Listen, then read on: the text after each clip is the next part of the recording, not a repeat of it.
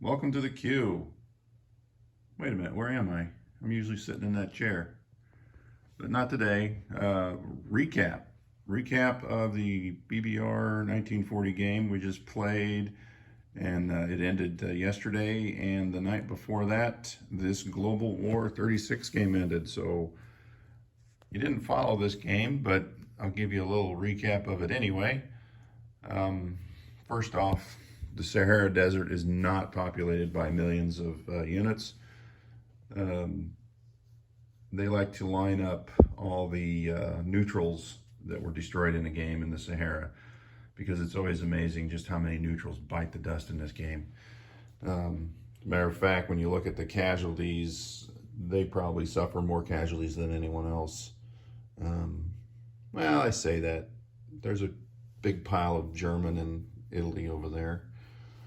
British Navy's gone. Well, they still got a chunk left, but all right. So maybe the neutrals don't lose most of the pieces in this game, but are the most pieces. However, this game ended abruptly. Let me look over there at the turn. It looks like 1943.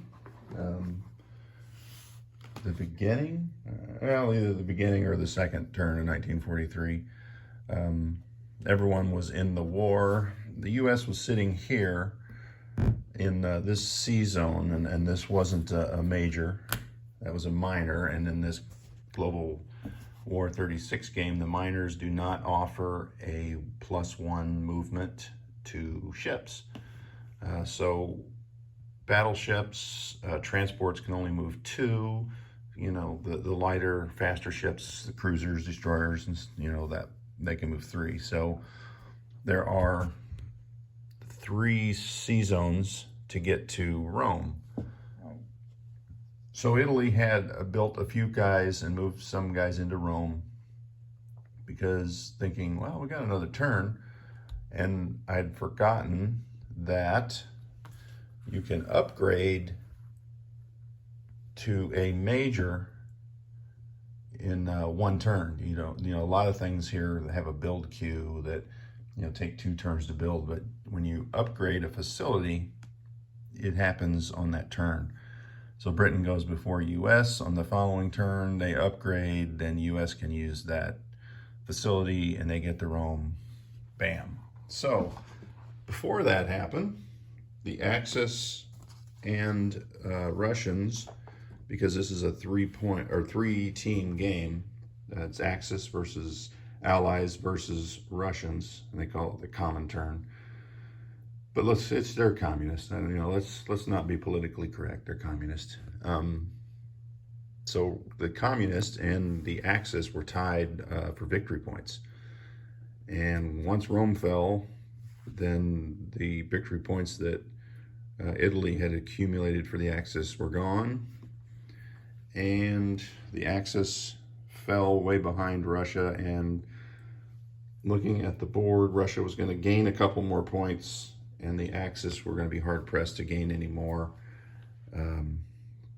without Italy, because you have to take Rome back the following turn, or all the Italian units on the board go away. They surrender. So that those gaping holes, that would be the end of the Axis. Japan was doing well on this side of the board. They even got all the way, would have gotten here. This was the next move, because that's a victory point for the Allies, is they have to hold this territory, Egypt, and I can't remember what the third one is. So we were going to sit in there and hopefully hold on to that for a couple turns. And they had most of the South Pacific, even down to New Zealand.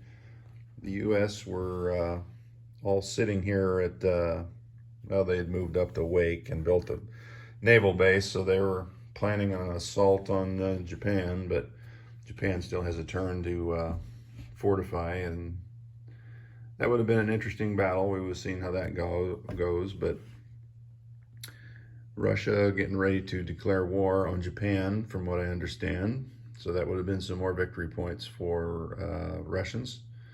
So we decided to call that game.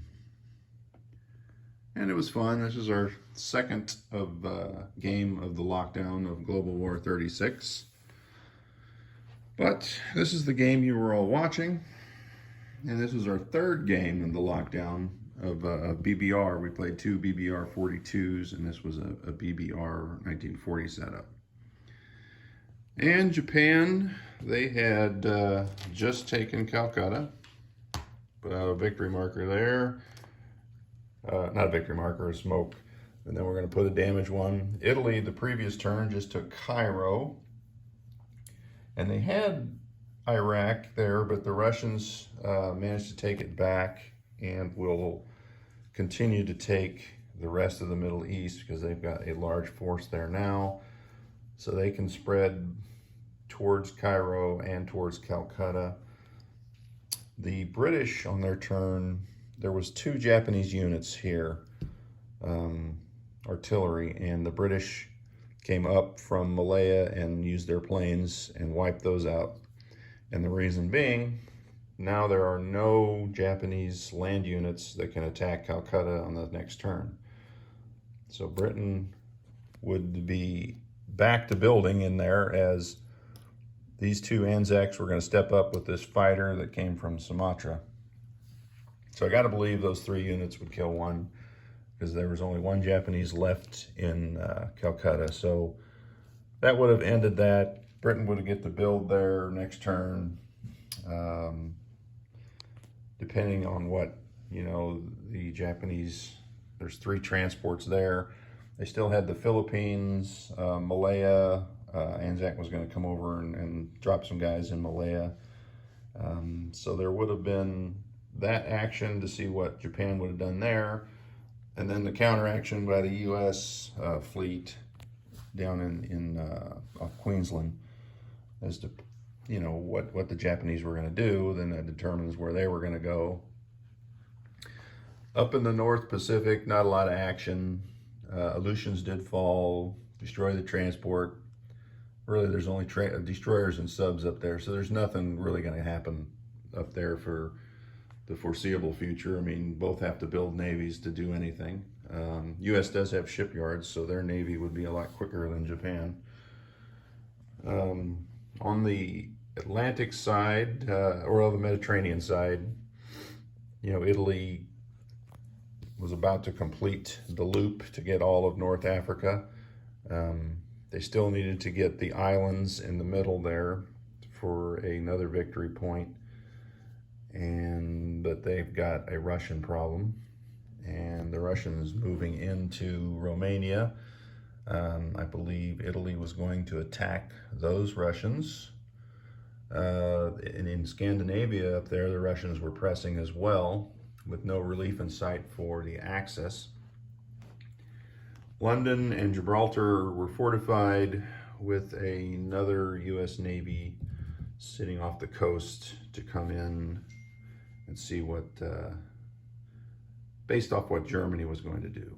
So at that point, Germany, Italy, and Japan decided to concede the game, feeling that they were on the edge of what they could have done at 10 victory points, and we're only going to go backwards. I think they could have possibly got to 11 or 12 easy, but at that point, holding it, that becomes the struggle for the Axis, getting to your victory points and then holding those. So after that, the German fleet was sitting here in 104. So it could have come to Gibraltar, could have gone up to London, or back to Germany to be used against like Leningrad or Russia or something. So we didn't know what the plan was. It does, in hindsight, now that we've talked with Detroit and Pillbox, the plan was Gibraltar, the whole, I suppose. So we got there first because our plan was to hold Gibraltar. So ironically, both Axis and Allied plans in Europe were hinged on Gibraltar. So we were able to take and hold Gibraltar, build an air base there in turn one, send some fighters there, and then we were able to delay the German fleet, by moving British fleet in the way and building destroyers and holding them off long enough for the USA to get in the war and flood Gibraltar with land units and planes.